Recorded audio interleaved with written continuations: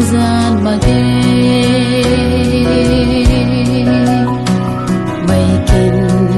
mây kín có tươi thoáng bóng khăng lâu thuần nay mi bát na cây đát căn bươi ngăn là tàu na bom bê nang rong gai ta nia pan ti khao xuôi giạt mang nắng ta thuần quỳ lúa hay xuân bom ni nàng nia khang xuôi giạt mang pan ti rình tình san sang nắng gai ye niu thiêu na bom quỳ sang thuần quỳ lúa rơi niu lu su na xóa na bom ni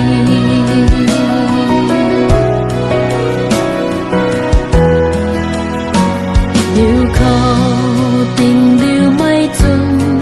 khát gì mà ghê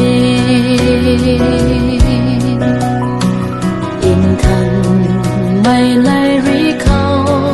đi lao bầm mê nắng tát bát khâu ni quang nát bu khâu ni có mây rí nắng ta gác lâu bumi in tao khát ni tình sang giang tu na nắng ta thuần quỳ lúa hay xuân bom ni nàng nêu khang xuôi giạt mang pan ti rình tình san sang nắng gai ye niu thiêu na bom quỳ sang thuần quỳ lúa rơi niu lu su na xóa na bom ni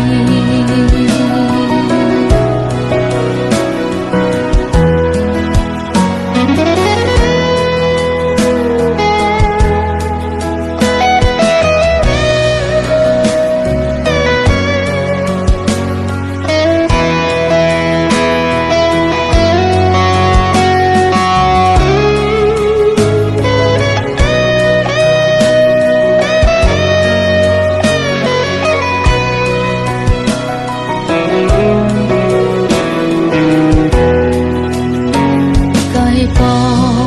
nang kum na zian lau mai mà ghê